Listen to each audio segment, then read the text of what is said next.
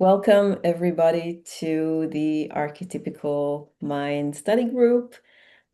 Today is session 14, Experience of the Body. So I want to talk a little bit about the recent change that happened in the group. Andy, who used to co-present with me, was called to this into the solitude. And while she's not going to actively co-present with me, she's still supporting the group from the sidelines. And we're going to hear a message from her in a bit. She also will still be recording our meditations. So we still have some really good Andy energy with us. Um, yeah.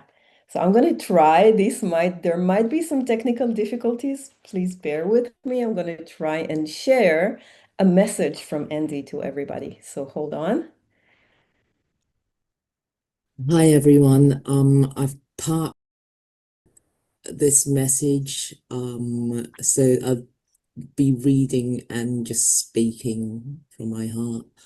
I've just written stuff down so that I don't forget.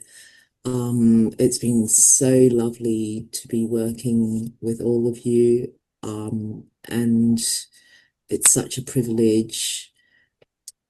And yeah, I- I'm just so honored to have done this with you. So many people when they get to the archetypes in the raw material get really intimidated because it's so dense and beyond comprehension. It just seems so complex and so clever and intellectual. And I think only like, spiritually kind of or intellectually arrogant or foolhardy people like me or people who feel very driven would try to undertake it. And and it's only after 3 years of me reading everything I can on it and it wasn't integrating that I started to just think, okay, I'm going to have to approach this differently and meditate and contemplate them and work from the heart.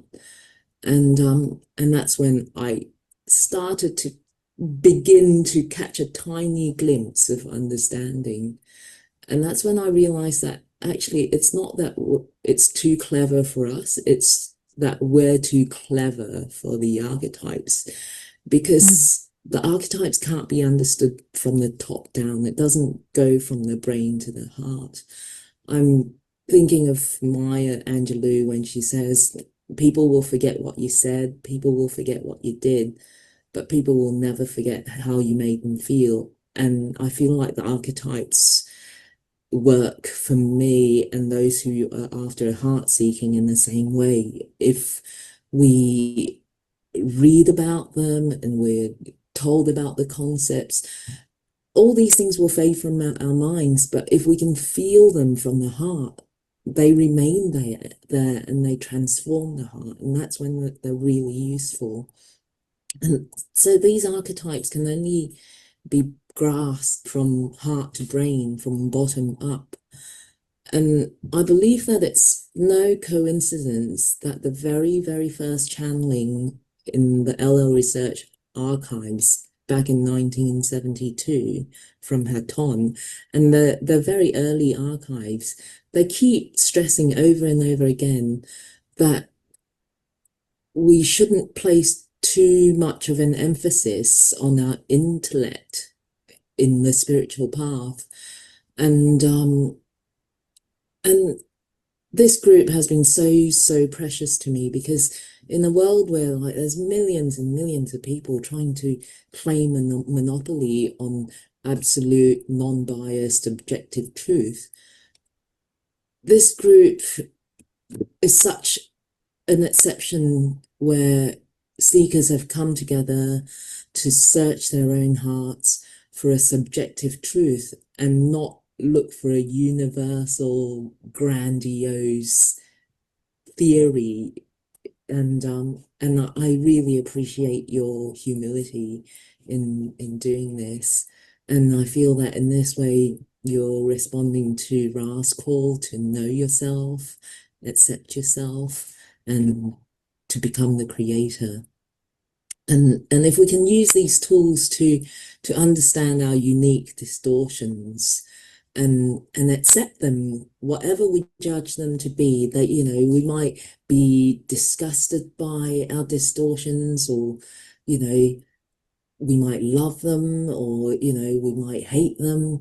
But if we can accept them, whatever we judge them to be, if we can even also accept that judgmental part of ourselves, then we're well on our way to becoming the creator. Some of you might have noticed that I made a slight change in the invocation, maybe 2 weeks or 4 weeks ago. It's a very slight change. I used to thank the creator for the opportunity to become creators, but then I switched it to saying, thank you for letting us this opportunity to serve and to know ourselves, and to accept ourselves and to become the creator rather than creators. It seems like such a small change, but in this journey that I've been on with you, I've learned that it's actually a really significant difference, because we do not become separate creators. Instead, we evolve so that the creator becomes us.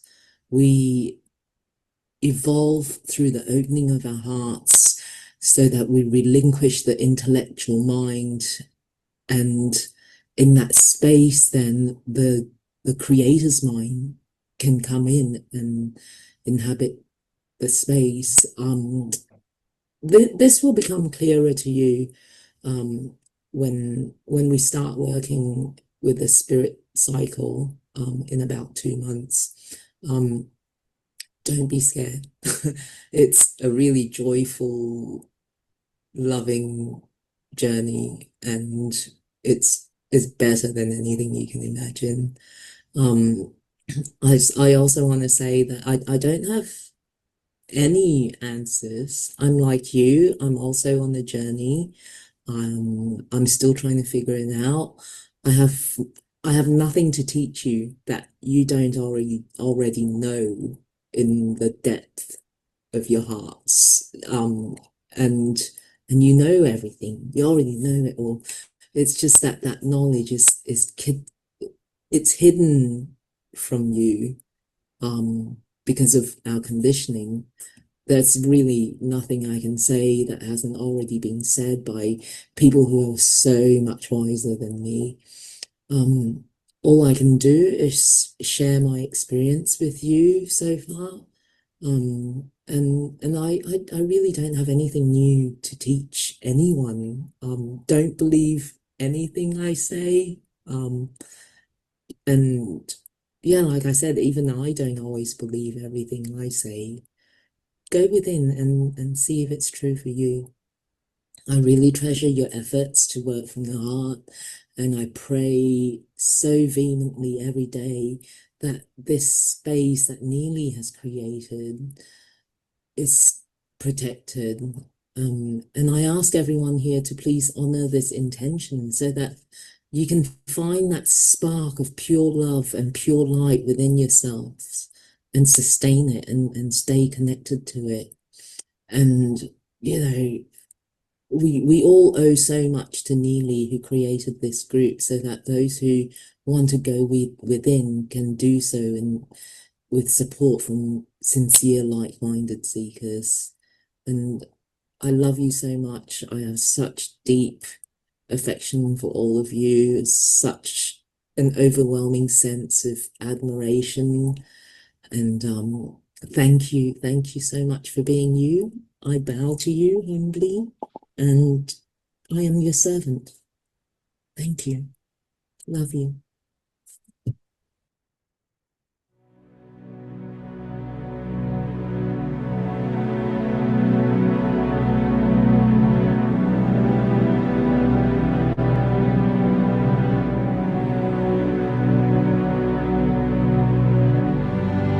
Love before me, love behind me, love at my left, love at my right, love above me, love below me, love in me, love in my surroundings, love to all, love to the universe. Peace before me, peace behind me, peace at my left, peace at my right, peace above me, peace below me, peace in me, peace in my surroundings, peace to all, peace to the universe. Light before me, light behind me, light at my left, light at my right, light above me, light below me, light in me, light in my surroundings, light to all, light to the universe. We thank the one infinite creator for this opportunity to serve, to know ourselves, to accept ourselves, and to become the creator. Let our hearts be filled with gratitude to those of Ra for bringing us the archetypes as a tool for this inner work, and those of Quo for extending our knowledge of these tools. We extend our gratitude to the channeling team at LL Research for bringing us this knowledge. We invite Quo to join us in this working. We also invite our guides, our higher selves, and the ascended masters to grace us with your presence and to show us what we need to know. May all beings find what they truly seek. Amen. We're going to do a little bit of contemplation, kind of looking at the cards and see how we feel about them. So let's take a few deep breaths.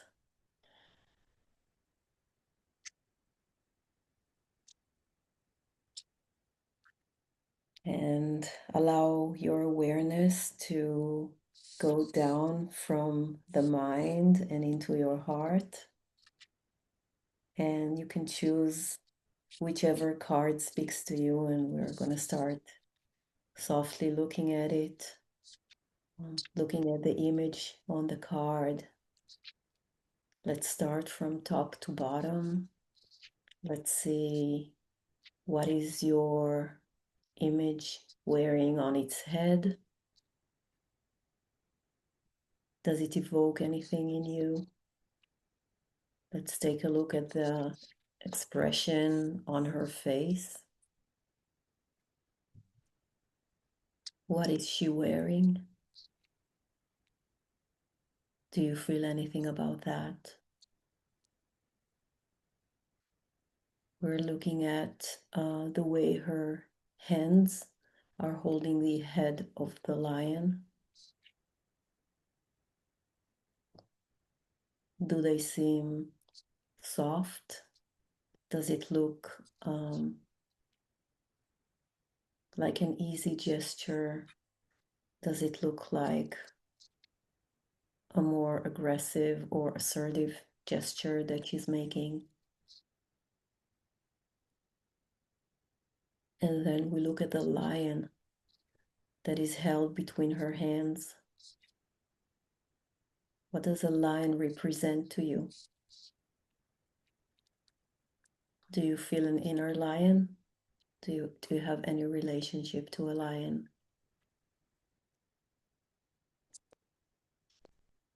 The lion's mouth is open. What does that mean to you? Does it evoke any emotion? And the stance of the lion, the way that it's holding itself next to the feminine figure, what does that mean?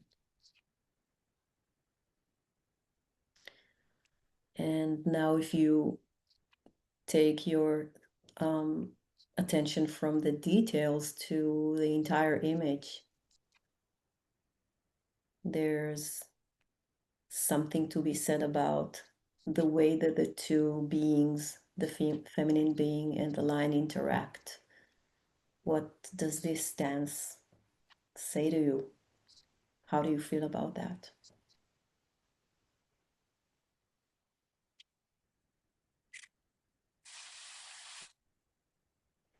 Now let's take a breath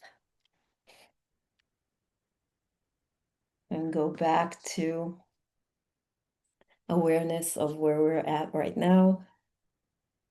And I'm going to move it to the quotes. Questioner. The 11th archetype, the experience of the body, represents the catalyst that has been processed by the mind-body-spirit complex and is called the enchantress because it produces further seed for growth. Is this correct? Ra. I am Ra. This is correct. The body which you inhabit during third density has its own anima. It is not precisely a soul.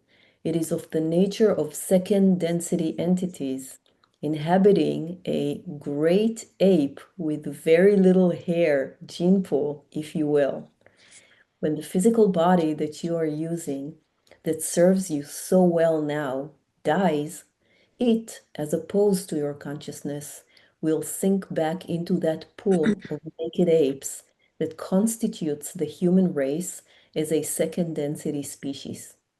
Therefore, it is independent of the need for a soul or a spirit. It can live, enjoy its nature, and pass from life all without the need for a third density spirit inhabiting the body. The physical body is capable of living without being ensouled. It is, however, very seldom that this situation occurs.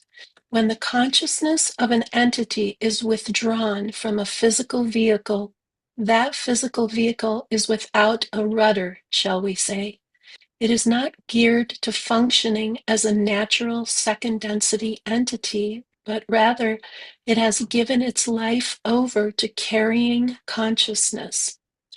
Generally, when the silvery cord, as this instrument calls the connection between spirit and body, is severed, the anima of the second density physical vehicle or animal is not strong enough to maintain the health or life of that physical vehicle, and it perishes because of the lack of the soul which it was designed to carry.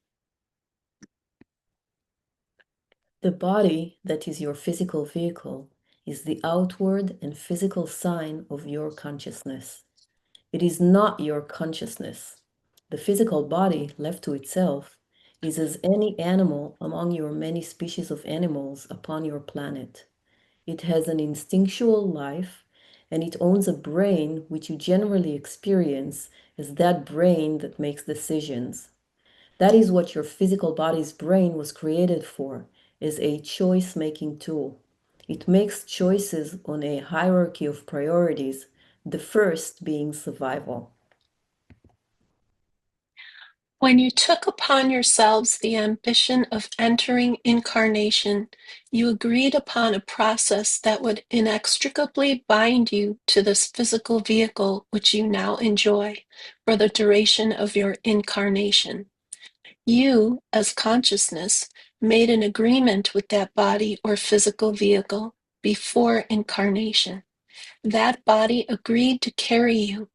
In a sense, you may see yourselves, all of you, each and every one, as a walk-in, to use the New Age term familiar to this instrument. You, as a human species, are a species of walk-ins. Into the natural physical vehicle, your consciousness walked in, made its connections with each of the various facets of your energy system that connect directly into your physical body along the line of the spine. And you settled in for a shared experience together where the physical vehicle would have the privilege of carrying consciousness, and you, as consciousness, would have the privilege of having an incarnation in the flesh. It is a beautiful and a carefully made collaboration which you enjoy. Left to the choices of the physical body, the kind and degree of illness which you experience as human beings would not exist. You would be healthy until your physical vehicle became weary. Given that you had food and water and the things that you needed for life, you would undoubtedly remain healthy until that illness which offered you the opportunity to leave the incarnation presented itself. The drama of stress and tension that you experience, and all of the emotional and physical after effects of such difficulty within the so-called energy body would not be experienced. Yours would be a life as natural as that of a cat, a horse, or a grizzly bear. In your environment, you would thrive if there were enough food, enough water, enough salt, and so forth. Life would be simple. For the human being, the simplicity of that life becomes hidden. You cannot reconnect with the animal body and become a simple animal. The nature of your consciousness militates against such a choice. No matter how deeply you attempt to bury your faculty of judgment, you as a human being are all about judgment. It is a judgment that is carefully created as a kind of instinct within consciousness, which propels you forward in a metaphysical sense. As you form opinions and make choices, consciousness, which has links in the inner planes and throughout the universe, creates a reverberating sounding board which bounces your decisions, your choices, and your judgments back to you for review. Carla, only on the related point because it was in the message. I didn't understand what the channeling meant when I got the part about the physical body being godlike in activation, mostly, or something like that. There was some aspect of the actual physical body that was divine. I just wonder what that might be. I am Al Lima, and we feel that our response might be most direct if we suggest that the physical vehicle which provides the means of locomotion through this third density illusion for each of its inhabitants is a conscious and intelligent portion of the same creator that creates all experience within and beyond your illusion. Thus, the physical body is a being with a type of concept system which operates in what seems to be an independent fashion from the mind and spirit complexes, in that the physical vehicle is nourished by the constant application of direction, movement, and the qualities of fertility, shall we say, that are associated with the root or base energy center, those related to the sexual reproduction, the nourishing of the vehicle through food intake, the rest and exercise, and the preservation of the integrity of the vehicle. Thus, the physical vehicle, in its own right, perceives the illusion in which you find yourself at this time, and rejoices in the aliveness that propels it, and in the direction of the conscious mind which focuses this vitality. Thus, its divinity is pure in its beingness, and its uninhibited expression of the life force which moves through it. As this light of a time, space, or metaphysical nature is more fully inhabited by the advancing entity, then the vehicle of clay which you inhabit will respond, also accordingly becoming lighter. That may indeed result in healing, as the source of the misapprehension of the Creator within the mind is itself balanced and healed. That may result in other processes within the body which may be perceived to be of an helpful nature to the self, including increased clarity upon the chemical level, the decrease in that which is seen as a toxin upon the operation of the body, increase perhaps in energy or strength within the body, and certain old limitations are released. But we should stress again that physical suffering should in no way connote. I'm sorry, I need to make sure We are in the right. Yeah. But we would stress again that physical suffering should in no way connote lack of development, or that an entity is earlier upon the spectrum as compared to the entity much farther advanced upon the same spectrum. Physical suffering can indeed certainly indicate lessons as of yet unlearned, but not necessarily. The highly advanced entity may program for certain bodily limitations for the purpose of taking the entity to where it could not have gone, or may have had great difficulty going otherwise. The trial, the test, the tribulation that catalyzes and pushes the entity into higher and broader understanding. In any case, you within third density are unable to gain the exact measure of where upon the path that you are situated due to your veil of forgetting and the constant mirage of confusing stimulus that reaches your senses and your thinking. We always would encourage compassion for self and other, and time spent in meditation, in silence specifically, that the true nature of the body and the mind may become more evident to the awareness within and of the cells. It is not the same for all entities. One entity can relax perfectly well doing stitchery, another entity reading, another entity walking in the woods. Another entity may have the need to remain active at all times. Whatever the pattern, that pattern itself and the emotions that it calls up are those items of real interest. How am I perceiving this structure? Is that this that presents itself to me, this gestalt?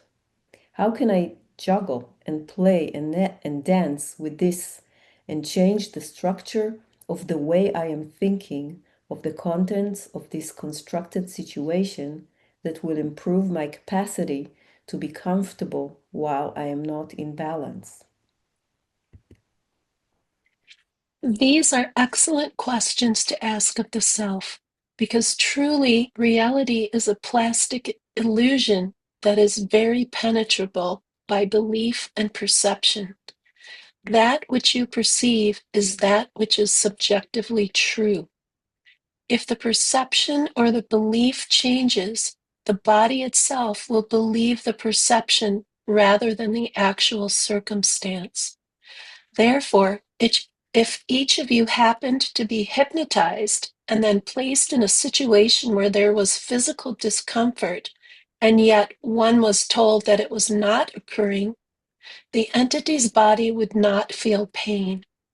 Conversely, if an entity is told that he is being touched by fire, in the absence of any fire on the physical, that entity's body may well blister and burn. Belief becomes the reaction to the body. This means that the belief that you have about what you are experiencing can create a wide range of actual occurrences, for the belief system triggers the response to the situation. The way that the so-called human experience works is not particularly objective. Indeed, it is extremely subjective. It is extremely permeable, and you have much more power over your universe than you know. So another level in working with the balancing is to see that you have the creative power to reconstruct not the situation itself, but how it is looked at, what point of view is used. What, excuse me, what difference, may we ask, would there be between a drama or even a soap opera and a sitcom? What difference is there between melodrama and drawing room farce, except the way that the entities respond to the undoubtedly somewhat mired situation that is required in order for a play of any kind to occur, whether it be a comedy, a drama, or a tragedy? How can you create a sitcom so that there are laughs and saving graces to the life experience that inevitably includes all of the crazy things that occur upon planet Earth, all the things that seem unfair, all the things that pull at one, all the things that create emotion.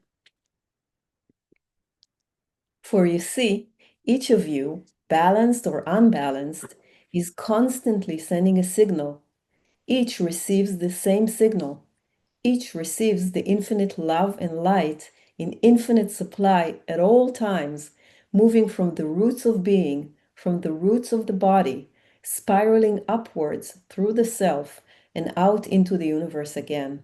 The magic here is involved in your nature and how you refract that upward spiraling light in such a way as to create your own color, your own luminosity, your own way of offering light back to the infinite creator.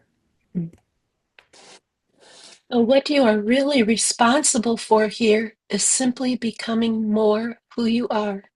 For who you are is a spiritual, energetic being, and it is something that is encased and often buried in that illusion, which is flesh, and those persuasive seductions that the physical world offers. Seductions such as the need to feed the self, the need to create warmth for the self with inclement weather, the need to appear to be this or that way in regard to other people. All of the needs are for a seduction of the senses and a seduction of the emotion. It is as if each were at a magic carnival and one could either spend time upon the rides going around and around, or one could bring one's bounty to the carnival and have it judged to be best chocolate cake or best tomato. It is a choice of where to put the mind, where to put the energy, where to put the love. If you are loving, you are in balance. You can be upside down or sideways or flat on your back in the illusion, but if your heart is open, we ask you to be utterly pleased and satisfied and to move on into the moment, to mind some of the wonderful, spontaneously available breath and spirit and je ne sais quoi of that particular moment. That intersection of space-time and time-space in which this perfect moment became possible. Each breath in and each breath out is so precious.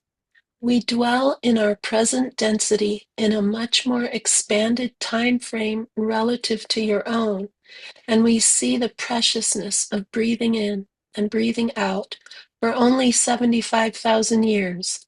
And we see especially at this time the preciousness of breathing in and breathing out for perhaps the last of the series of incarnations within third density. It is truly a transformational and magical time. The subjective feeling of being out of balance is inevitable. The truth always lies in the knowledge that all is well and all will be well. Where you put your energy is precisely where you should be putting your energy, even if, in subjective terms, analytical terms, or in the opinion of others, it is incorrect. Know that you will always come about to a new tack when you feel it from within. Know that until you feel it from within, it is better to continue to collect data, to absorb and to feel, and then to observe the feelings, to learn from those out of control, seemingly unbalanced emotions where the mind is, where the heart is, where the catalyst is, what the lessons are. I am Latwii, and am aware of your query, my sister. We can, as always, speak only in general terms in this instance. When one is experiencing the physical difficulty or disease of any nature, one may begin to trace the roots of such a disease or disjunction by observing the effects that such disjunction has upon one's being and one's movement.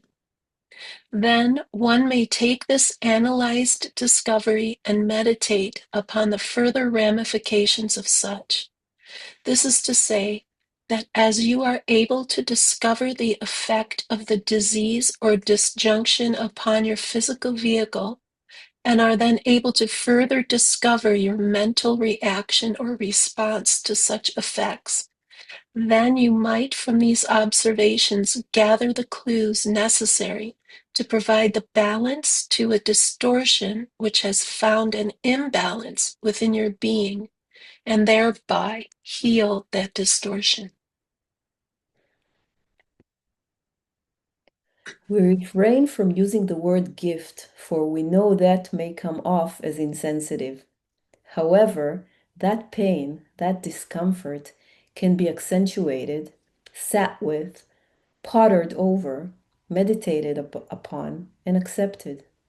We realize we use the word, or rather phrase, meditated upon, when previously the questioner stated that meditation does not come easily in the current state. My dear seeker, we would suggest that meditation can take many forms.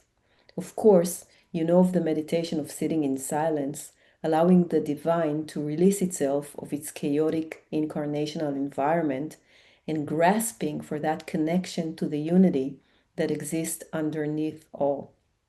We would also suggest a practice of any other form of relaxation that this questionnaire can find. Any practice that allows the entity to release itself from the finding of the physical of the physical vehicle can be a most beautiful and intensive and helpful exercise or experience. Perhaps we would say to this questioner that if they wish to continue their spiritual practice that they feel they only recently began, but are experiencing the obstruction that is the physical vehicle, that this entity's statement of desire to continue the spiritual journey is the intention setting, that they are already taking steps.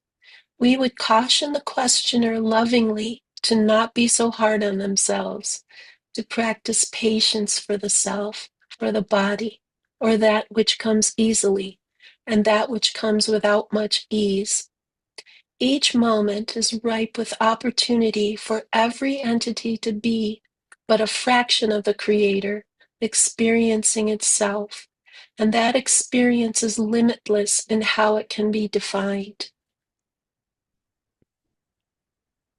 But again, we can only humbly suggest that intentional practicing of being aware, aware of what is, what truly is. That might mean acknowledging what you see as limitations of your body. We would offer the alternative perspective that they are gifts. Yes, pain and struggle are uncomfortable, but what a gift of experience that you, as you see yourself, as you identify yourself, are afforded this opportunity so that the Creator may better know itself. What an honor. Wow.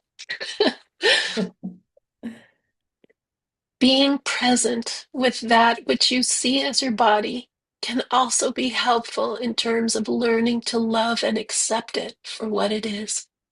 In your sense, it may seem what you call imperfect. It may seem weak. It may seem faulty. Sorry, guys. Would you put those labels on any other portion of the Creator's creation? Why affix them to yourself? Sit with that love and that acceptance that you have for other aspects of this creation and feel it for yourself. Genuinely hone in on that love, genuinely accept it and thank it. Have gratitude for it. And perhaps in that love and acceptance, you may find what you call healing. And we don't mean necessarily the healing of the body complex in terms of the alleviation of what you see as symptoms or struggles, but instead healing that is much larger, much more cosmic in scale. The heightening vibration of embodiment, the fuller expression of the soul that comes with the forgiveness, that comes with the welcoming, gentle touch that one truly deserves for oneself. That, my friend, is perhaps some of the most potent medicine one can have.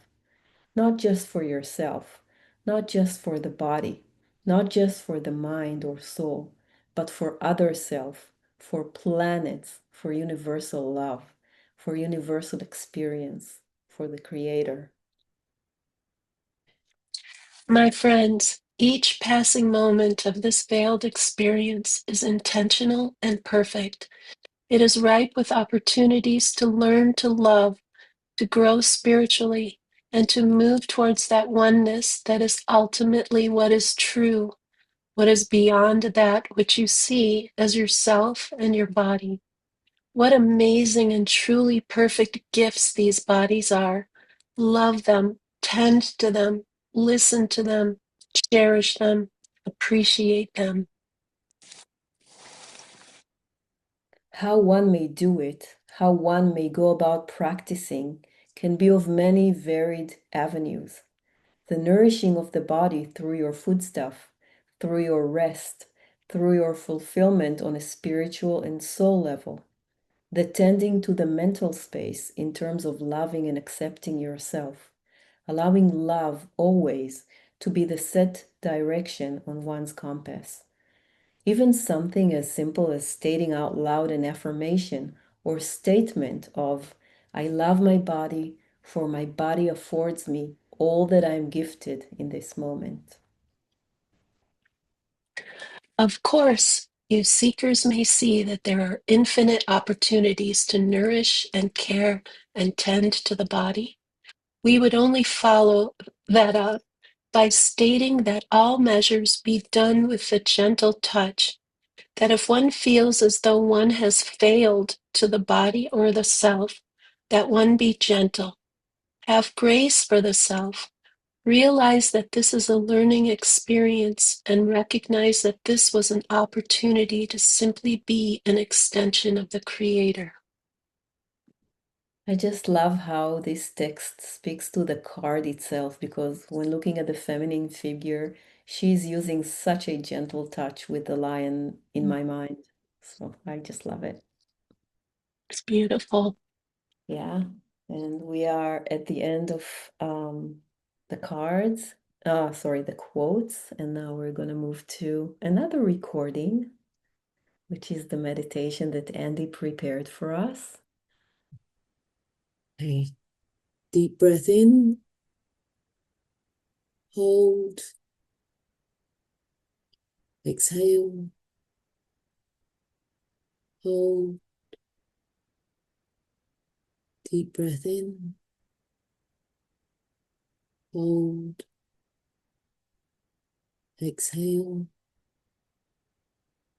hold, deep breath in, hold, exhale, hold, and relax.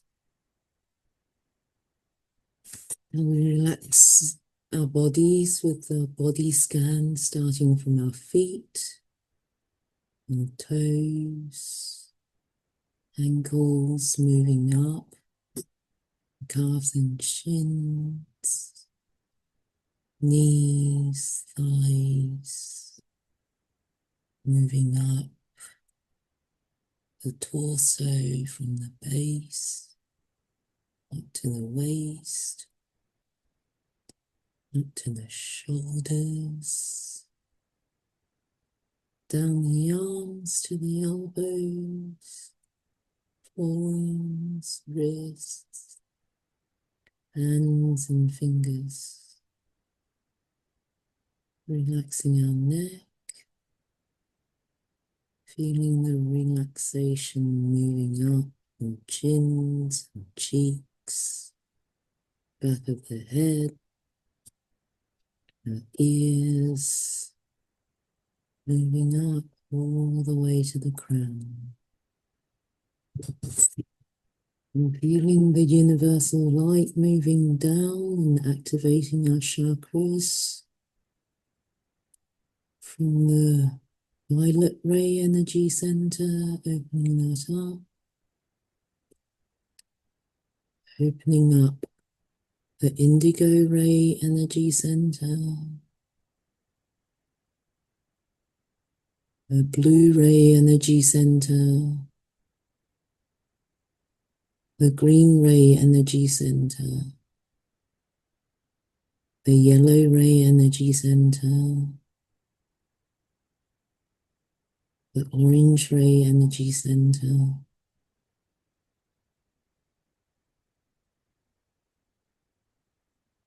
and the red ray energy center.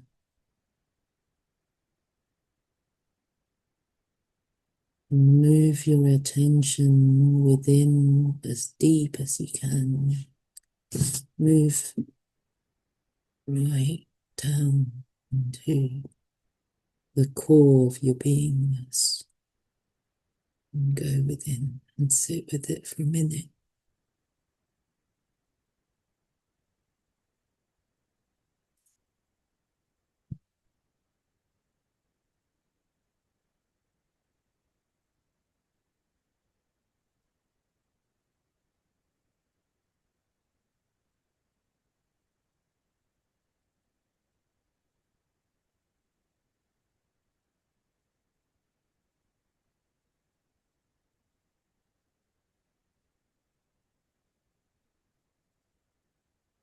You find yourself in a great expanse of wilderness,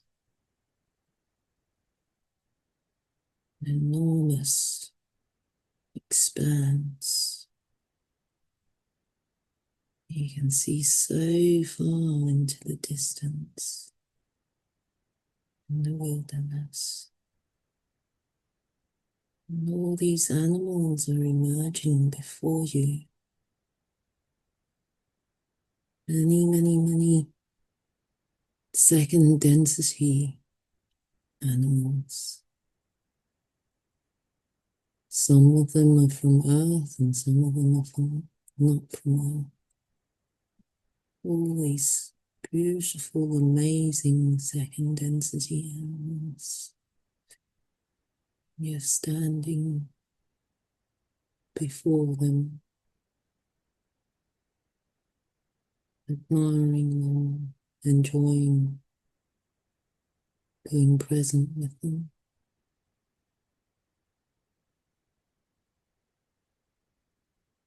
You notice one of them starting to approach you.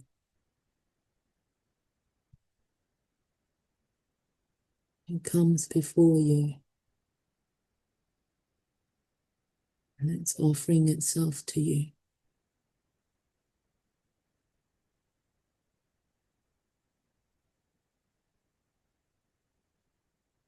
It's connected to you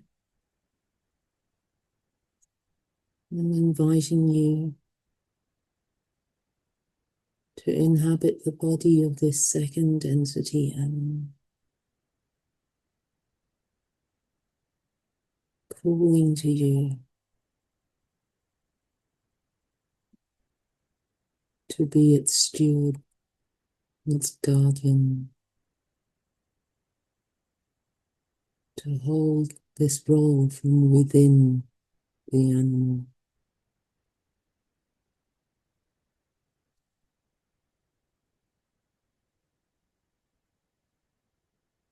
You feel yourself moving into the heart space of this animal, into its core, merging with it.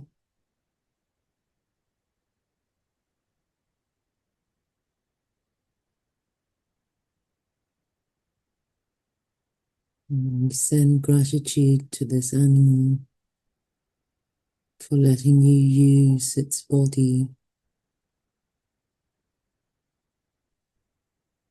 so that you, your soul, can grow and polarize. You sit within this animal in gratitude for letting you use it.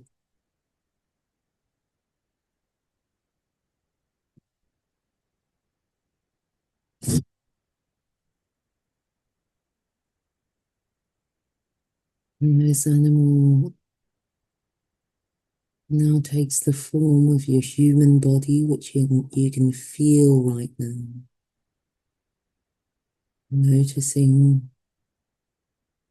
your human body,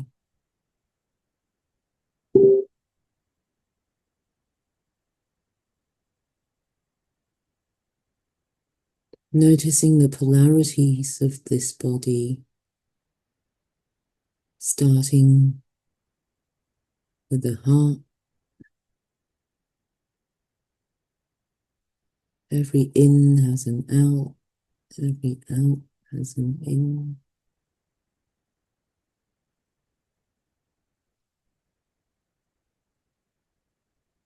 Noticing the polarity of breath, the inhalation and the exhalation, the expansion and contraction of your chest.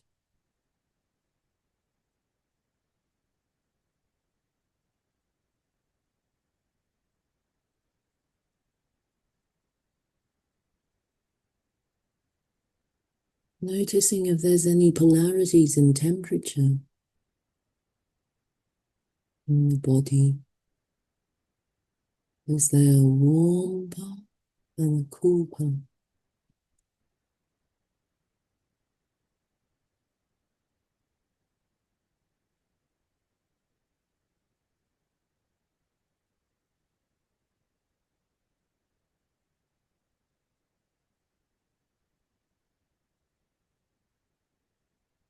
And notice the part of your body that you particularly enjoy or are proud of. Maybe the favorite function or the favorite part of your body. Bring your attention there.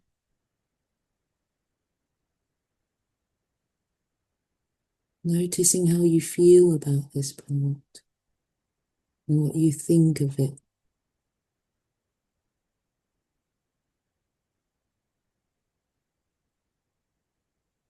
And honor the physical presence of this aspect of your body.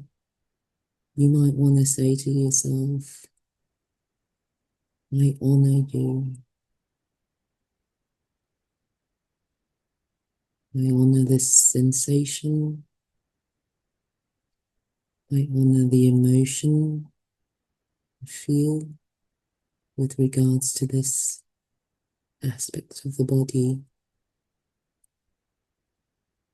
I honor the thoughts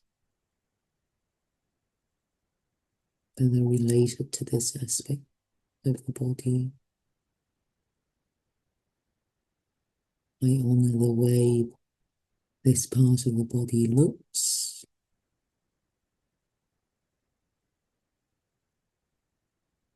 I honor the physicality of this body, this part.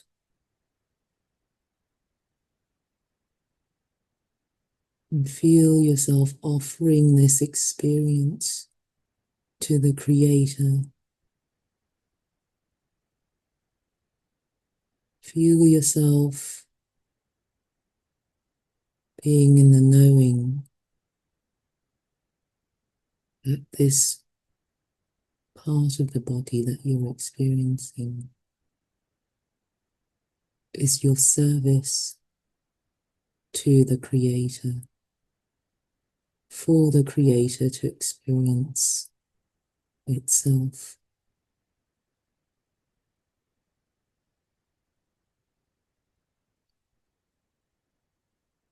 Feel your gratitude to the Creator for offering you the opportunity to serve the Creator by having this experience for the Creator.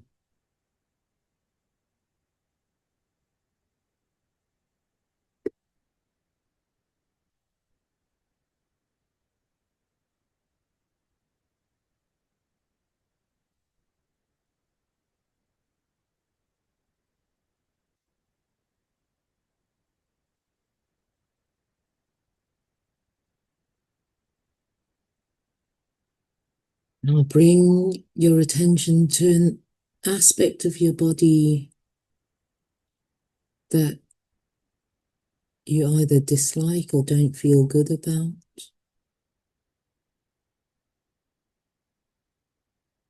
And sit with it for a while. There's no need to analyze it. Just be aware of your thoughts, your feelings with regard to this aspect of your body.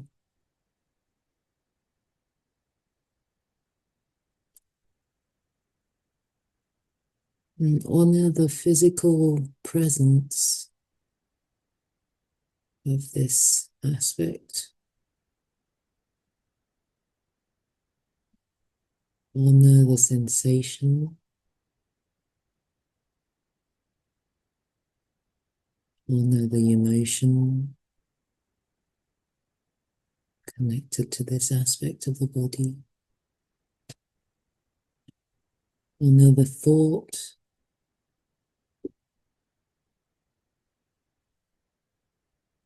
Honor the physical sensation.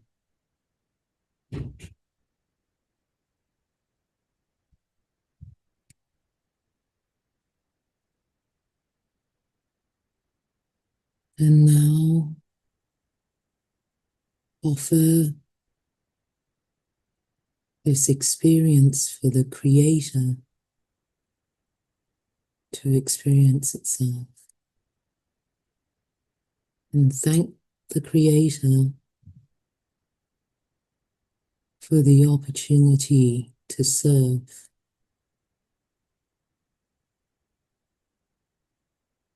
by having this experience for the Creator.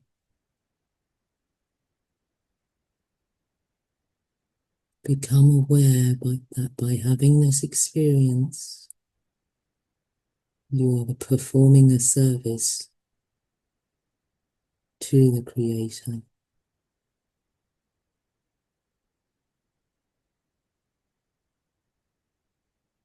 Become aware of your body serving you.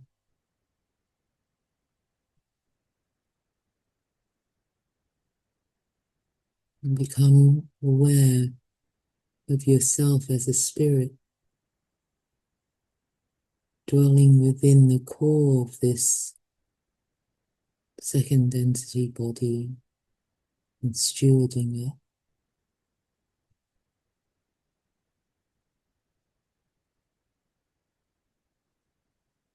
What does this body feel?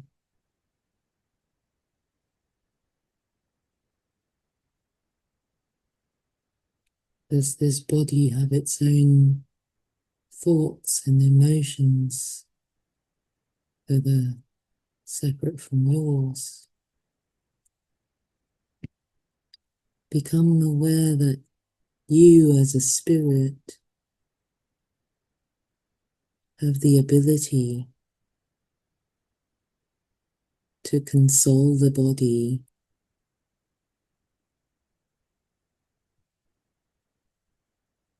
and to nurture the body and honor the relationship that you have with this body.